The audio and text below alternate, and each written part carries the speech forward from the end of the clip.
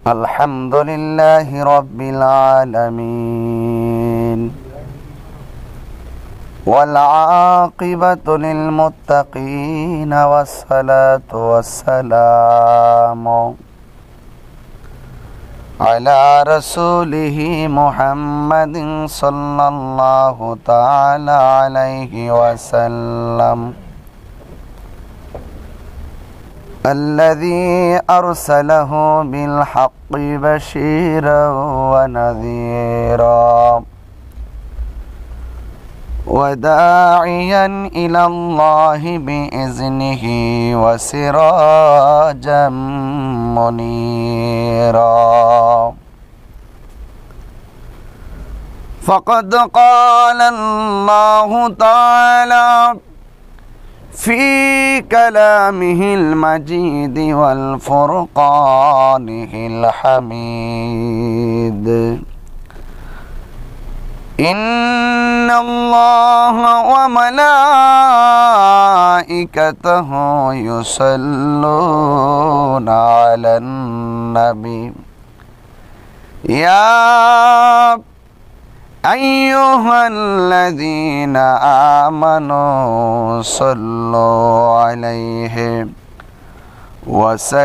وسلموا تسليما اللهم صل على سيدنا مولانا محمد وعلى آله مولانا محمد اللهم صل على سيدنا مولانا محمد وعلى آل سيدنا প্রেমের ফুলগোধারা তোমারই জন্যে মাতোয়ারা আমি হতে পারি ঘর বাড়ি হারা যদি তোমার প্রেমে শুধু পাই গো সারা হে রাসূল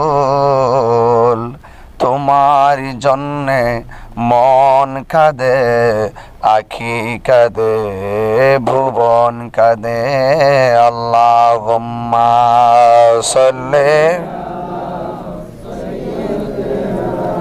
মাওলানা মুহাম্মদ ওয়া আলা আলি সাইয়্যিদিনা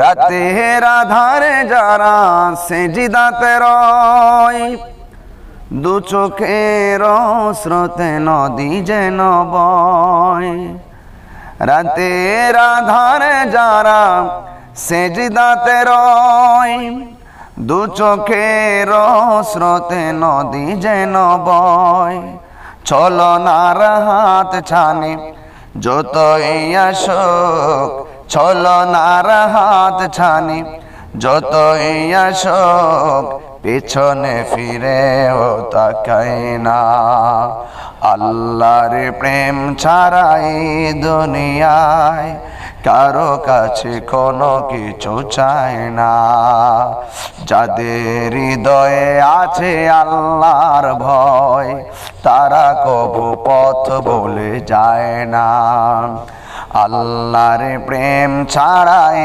দুনিয়ায় কারো কাছে কোনো কিছু চাই না আল্লাহুম্মা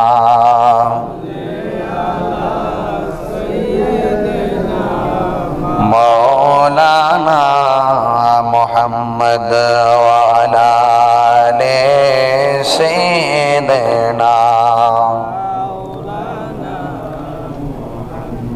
মুআজ্জাজ ও মুকাররম মক্কাতুল মুকাররমা প্রিয় নবী সাল্লাল্লাহু আলাইহি সাল্লামের শুভাগমনের জমিন এই জমিনে আমার বাংলাদেশের আশিকিন জাকিরিন মুহিব্বিন প্রেমিক বিশেষ করে শাহপুর দরবারের অনেক মুরিদান রয়েছেন, অনেক পীরের মুরিদানও এখানে রয়েছেন এবং বিভিন্ন বাংলাদেশের বিভিন্ন ডিস্ট্রিক্ট উপজেলার অনেক ভাইয়েরা রয়েছেন।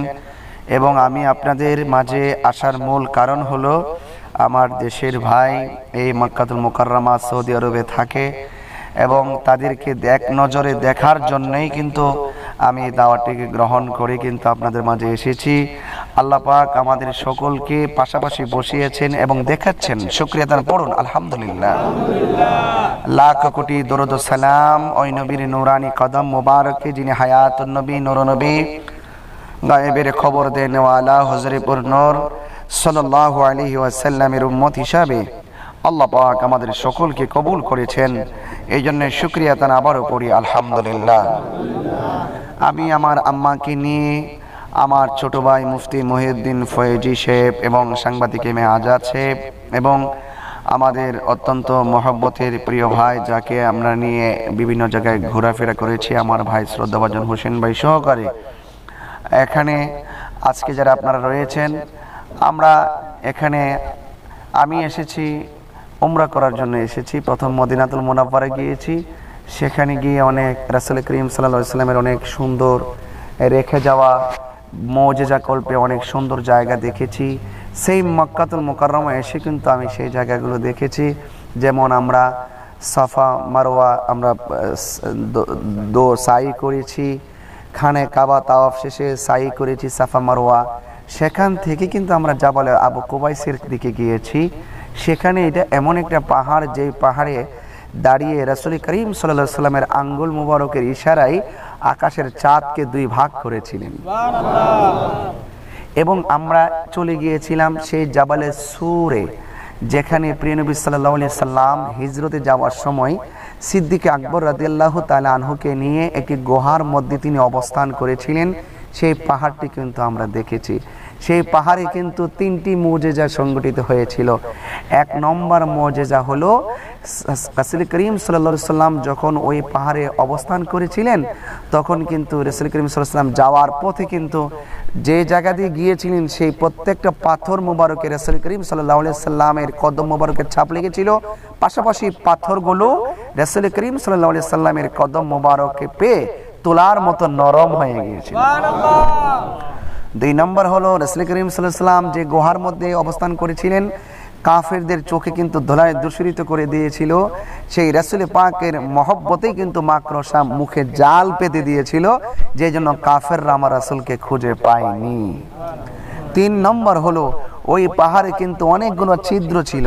এই ছিদ্রগুলো সিদ্দিক আকবর কিন্তু কাপড় দিয়ে বন্ধ করে দিয়েছিলেন, কিন্তু একটি ছিদ্র অতিরিক্ত রয়ে গিয়েছিল। সেই ছিদ্রটা সিদ্দিক আকবরের পা দিয়ে কিন্তু আটকিয়ে দিয়েছিল। সেই সাপটা কিন্তু সিদ্দিক আকবর রাদিয়াল্লাহু তাআলা আনহুর কদম মোবারকে কিন্তু দংশন করেছিল, যার সমস্ত শরীর বিষের যন্ত্রণায় কিন্তু কালো হয়ে গিয়েছিল। প্রিয় নবী সাল্লাল্লাহু আলাইহি সাল্লামের থুতু মুবারক লেগে কিন্তু সেই বিষের ব্যথা ভালো হয়ে গিয়েছিল। এই হলো জাবালে সুর, অনেক বড় লম্বা ইতিহাস। আর আরেকটি পাহাড়ে আমরা গিয়েছি, যে পাহাড়টির নাম হলো জাবালে রহমত, যে পাহাড়টি আরাফার ময়দানে অবস্থিত। সেই আরাফার ময়দানে আপনারা জানেন হাজিগণ একত্রিত হয়। হাদিসের ভাষায় এই জায়গায় একত্রিত হওয়াকেই হজ বলা হয়েছে। এবং ওই বিদায় হজের সময় কিন্তু এই যে পাহাড়ের উপর রাসূল দাঁড়িয়ে ভাষণ দিয়েছিলেন, এই পাহাড়ের নাম হলো জাবালে রহমত, যেখানে দাঁড়িয়ে রাসূল জীবনের শেষ ভাষণ দিয়েছিলেন। ওই ভাষণ দেওয়ার সময় রাসূল কিন্তু বলেছিলেন, কোরআনের সেই আয়াতটি কিন্তু আল্লাহর হাবিব সাল্লাল্লাহু আলাইহি সাল্লাম কিন্তু তিনি তেলাওয়াত করেছিলেন, আমি অবশ্যই তোমাদের কাছে দ্বীনকে পরিপূর্ণ করতে পেরেছি। সবাই কিন্তু সেখানে বলেছেন, ইয়া রাসূলুল্লাহ, আপনি আপনার নবুয়তের পূর্ণতা দেখিয়েছেন, কোরআনের পূর্ণতা পৌঁছিয়েছেন, দ্বীনের পরিপূর্ণতা আমাদের মাঝে পৌঁছিয়েছেন, তার মাঝে কোনো সন্দেহ নাই। এবং রাসূল সেদিন বলেছিলেন, তারাকতু ফীকুম আমরাইন লান তাদিল্লু মা তামাসসাকতুম বিহিমা কিতাবাল্লাহি ওয়া সুন্নাতি রাসূল, আমি তোমাদের কাছে দুটি জিনিস রেখে যাচ্ছি, একটি হলো আল্লাহর কিতাব আর একটি হলো আমি নবীর সুন্নাহ। এই দুইটা জিনিসকে যারা আঁকড়িয়ে ধরবে তারা কখনো পথভ্রষ্ট হবে না। এরপর আমরা সেখান থেকে চলে এসেছিলাম মুজদালিফায়, সেখান থেকে মিনাই তো আপনারা জানেন ইব্রাহিম আলাইহিস সালাম তার ছেলেকে কুরবানি করার জন্য নিয়ে এসেছিলেন। হাজার চেষ্টা করেও কিন্তু গলার মধ্যে ছুরি চালাতে পারিনি, সুবহানাল্লাহ বলবেন না? অর্থাৎ সেখান থেকে আমরা আবার রাতের বেলা এসে কিন্তু চলে গিয়েছিলাম রাত্রে বাংলাদেশ টাইম 2:30টার সময় আমরা বাংলাদেশ টাইম প্রায় 2:30টার সময় আমরা উঠেছিলাম সেই জাবালে নূরে, যেই জায়গাটির উচ্চতা হলো 2100 ফুট।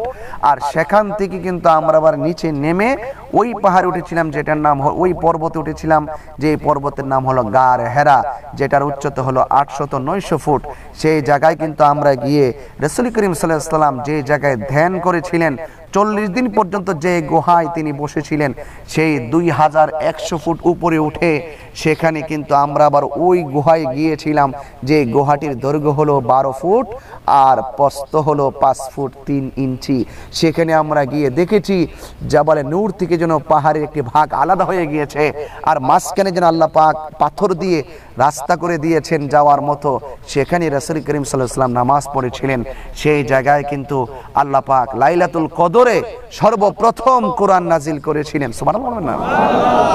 ওই কোরআনটার যে আয়াত নাজিল করেছিলেন সেটা ছিল সূরা আলাকের 5টি আয়াত নাজিল করেছিলেন জিবরাইল আলাইহিস সালাম।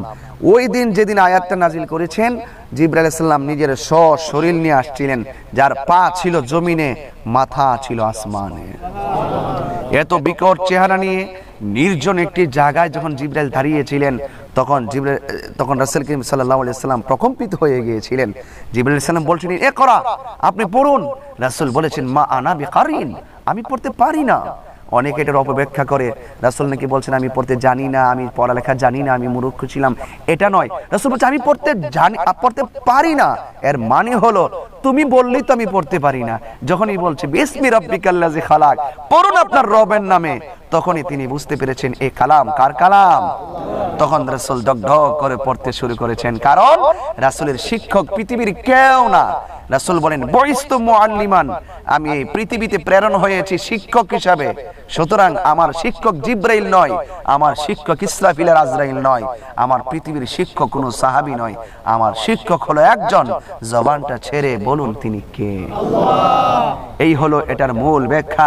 সেখান থেকে কিন্তু আমরা অনেক পরিশ্রান্ত, এরপরও আজকেও ইনশাআল্লাহ দেখেন আমার ভাই হোসেন ভাই, যিনি সিলেটে যার বাড়ি, এবং আমাকে নিয়ে কিন্তু মক্কাতুল মুকাররমার সবটি জায়গায় কিন্তু তিনি গিয়েছেন। তার জন্য কি একটু দোয়া করা দরকার আছে না? আল্লাহ যেন আমার ভাইকে রাস্তাঘাটের বিপদ আপদ থেকে হেফাজত করে। এবং বিশেষ করে আপনাদের কাছে অনুরোধ থাকবে, আপনারা প্রবাসে এসেছেন, আমি কিন্তু অনেক প্রবাসের সাথে আমি নীরবে কিছু কথা বলেছি। আমি দেখেছি শতকরা 80% প্রবাসী রাজনৈতিক এবং বিভিন্ন ধরনের চক্রের থাবায় তারা অনেক কষ্টে আছে। এই জিনিসটা আমি অন্ততপক্ষে একটু অনুভব করেছি। সেই চক্রের মধ্যে আমি দেখেছি দালালদের চক্র আছে, বিভিন্ন ধরনের কফিল আছেন, তাদের বিভিন্ন ধরনের এমনভাবে তারা আমাদের প্রবাসীদের উপরে একটু অনীহা এবং বিভিন্নভাবে লিগেলগুলোকে ইলিগেল করে দিয়ে আমার ছেলেরা কিন্তু অনেক কষ্টের মধ্যে কিন্তু আছে। আমি দোয়া করি আপনাদের জন্য, আল্লাহর জন্য এই প্রবাসের জমিনে এই সমস্ত বালা মুসিবত থেকে আপনাদেরকে হেফাজত রেখে বলে আমিন। আমার এই কথাগুলো হয়তো অনলাইনে যাবে, এবং যারা রেকর্ড করছে একটু এদিকে দেখাইতে পারো তাদেরকে, যারা এখানে বসে আছে, কারণ আমার কথাগুলো যারা শ্রবণ করছেন সৌদি আরবে মক্কাতুল মুকাররমায়, এদেরকে আপনাদেরকে অনুরোধ করে বলছি।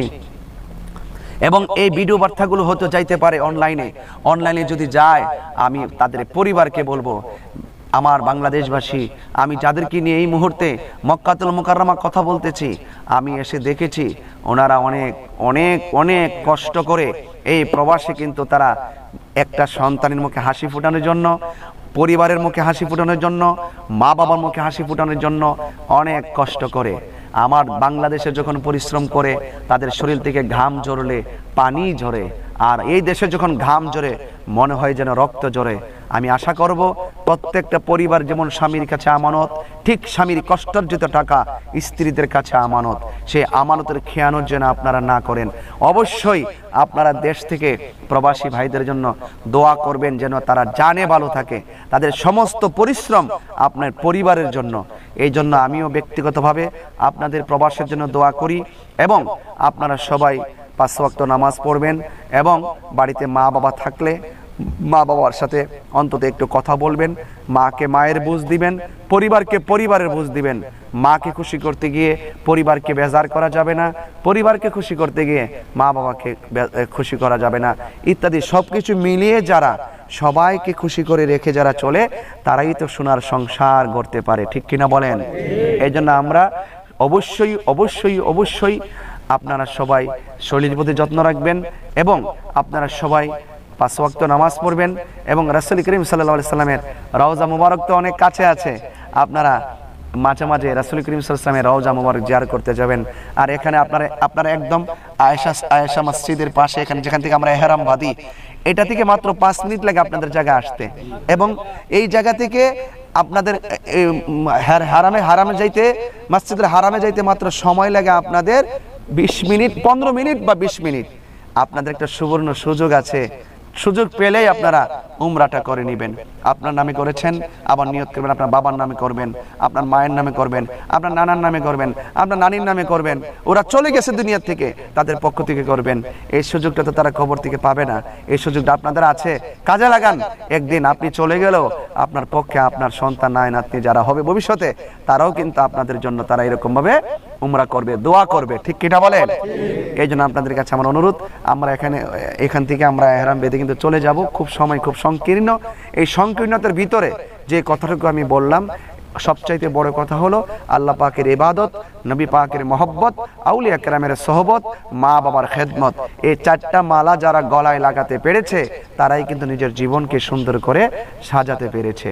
আমরা সবাই মুসলমান, আমরা সবাই যাবতীয় ভেদাভেদ ভুলে গিয়ে কোরআন সুন্নাহর আলোকে রাসূল পাকের মহব্বতের মালা গলায় পড়ে ঐক্যবদ্ধভাবে চলবো। আমি এখানে জানি, এখানে যারা আপনারা কাজ করেন অনেকে অনেক ডিস্ট্রিক্টের, যার অনেকের মতাদর্শের ভিন্নতা আমার সঙ্গে থাকতে পারে, কিন্তু আপনার সাথে যদি আমার মতাদর্শের ভিন্নতা থাকে আপনি আমাকে বলতে পারেন। আপনার সঙ্গে থাকলে আমিও আপনাকে শেয়ার করতে পারি। বিচ্ছিন্ন থাকলে, দূরে থাকলে, সম্পর্ক বেশি গ্যাপ পড়ে গেলে সম্পর্ক ধীরে ধীরে কি হয়ে যায়? কমে যায়। যখন দেখা হয়, সাক্ষাতে কথা হয়, অনেক ভুলও ভাঙে এবং অনেক ধরনের সমস্যার সমাধান হয়ে যায়। এই জন্য হয়তো আপনি আমাকে বুঝে আপনার দলে নেবেন, আর না হয় আপনারা বুঝে আমাদের দলে আসবেন। আমি যখন এই জুমা পড়তে গিয়েছি আজকে মক্কাতুল মুকাররমা মসজিদে হারামে, যখন আমি জুমা পড়তে গিয়েছি অনেক মানুষ আমার সঙ্গে দেখা করেছে, মদিনাতেও একই অবস্থায় হয়েছে। তবে একটি কথাই বলতে চাই, আপনারা যাবতীয় ভেদাভেদ ভুলে গিয়ে কোরআন সুন্নাহর আলোকে রাসূল পাকের মহব্বত নিজের অন্তরে ধারণ করেন। দেখবেন আমি আপনি আমরাই সুন্নিয়ত, আমি আপনি আমরাই তো মুসলমান, আমি আপনি আমাদেরই তো কোরআন, আমাদেরই তো ইসলাম। আসুন না যাবতীয় সংকীর্ণতা ভেদাভেদ ভুলে গিয়ে আমরা ঐক্যবদ্ধভাবে আন্তর্জাতিক পরিমণ্ডলে আজকে যেভাবে আমরা এখানে বসেছি, এভাবেই একদিন আহলুস সুন্নাত ওয়াল জামাতের কথাগুলো রন্ধ্রে রন্ধ্রে আমরা পৌঁছাতে ইনশাআল্লাহ সক্ষম হব। আল্লাহ পাক আমাদের সকলকে একইভাবে আজকে যেভাবে বসেছি এভাবেই রাসূল পাকের কদম মোবারকে বসার তৌফিক দান করুক। সকলে বলি আমিন। আমার নিজের হাতে লেখা গজলটি গেয়ে ইনশাআল্লাহ আমি একটু কিয়াম করব। সবাই আমার সাথে বলুন, তুমি জীবন তুমি মরণ, আধার ঘরে তুমি আপন, তুমি জীবন তুমি মরণ, আধার ঘরে তুমি আপন, তুমি মোদের পাড়ের তরি, তুমি মোদের পাড়ের তরি, তুমি নিদানে তোরা নেওয়ালা, ইয়া রাসূলুল্লাহ ইয়া হাবিবাল্লাহ, ইয়া রাসূলুল্লাহ ইয়া হাবিবাল্লাহ, ইয়া রাসূলুল্লাহ, তুমি মোদের আশার আলো, তাই তো তোমায় বাসি ভালো, তুমি মোদের আশার আলো, ও তাই তো তোমায় বাসি ভালো, হৃদয় নামের ফুলদানিতে, হৃদয় নামের ফুলদানিতে গেতে রেখেছি প্রেমের মালা ইয়া রাসূলুল্লাহ ইয়া হাবিবাল্লাহ ইয়া রাসূল ইয়া হাবিবাল্লাহ ইয়া রাসূলুল্লাহ বলি ইয়া রাসূলুল্লাহ ইয়া নবী সালামু আলাইকা ইয়া রাসূল সালামু আয়া হাবিবি সালামু আলাইকা সালাওয়াতুল্লাহ बहुत का चमके सितारा हाजिरी का हो इशारा देख कर रोज़ा प्यारा फिर काहे गुलाम तुम्हारा या नबी सलाम या रसूल सलाम अलैका या हबीबी सलाम अलैका सलातुल्लाह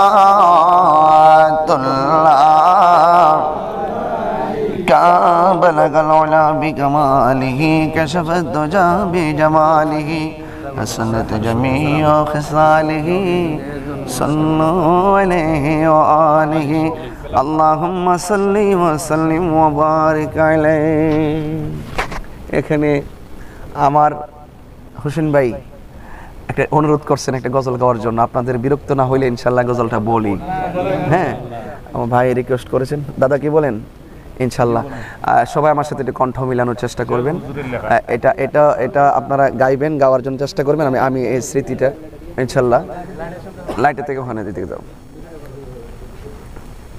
যারা দাঁড়াই করে তাদেরকে দাও যারা দাঁড়াই করতেছে না এটা আমার কাছ থেকে নিয়ে যাও আমি স্মৃতিটা নিয়ে যাই এই তুমি আসো এদিকে আসো একজন আসো না পারো না এখানে টিপতে ভিডিও করবো সবাইকে ধরবা স্মৃতিটা নিয়ে যাই হ্যাঁ সবাইকে ঘোরাই ধরো জন্ম এই আসতেন লালটা টিপ দিও আরে সবাইকে ধরো আমার স্মৃতিটা থাকুক সবাই হ্যাঁ জন্ম আমার নবীর যুগে হলে কেমন হতো জন্ম আমার নবীর যুগে হলে কেমন হতো দুনয়নে রাসূল পাক দেখিলে কেমন হতো দুনয়নে রাসূল পাক দেখিলে কেমন হতো জন্ম আমার নবীর যুগে হলে কেমন হতো জন্ম আমার নবীর যুগে হলে কেমন হতো আসিত ভেসে হজিরতে বেলালের মধুর আযান সেই আজানে ছিল এমন প্রেম মুগ্ধ রহমান আসিত ভেসে হজিরতে বেলালের মধুর আযান সেই আজানে ছিল এমন প্রেম মুগ্ধ রহমান দয়াল নবীর পিছে নামাজ পড়লে কেমন হতো দয়াল নবীর পিছে পিছে নামাজ পড়লে কেমন হতো দুনয়নে রাসূল পাক দেখিলে কেমন হতো দুনয়নে রাসূল পাক দেখিলে কেমন হতো জন্ম আমার নবীর যুগে হলে কেমন বলো না জন্ম আমার নবীর যুগে হলে কেমন হতো দুনয়নে রাসূল পাক দেখিলে কেমন হতো জন্ম আমার নবীর যুগে হলে কেমন হতো জন্ম আমার নবীর যুগে হলে কেমন হতো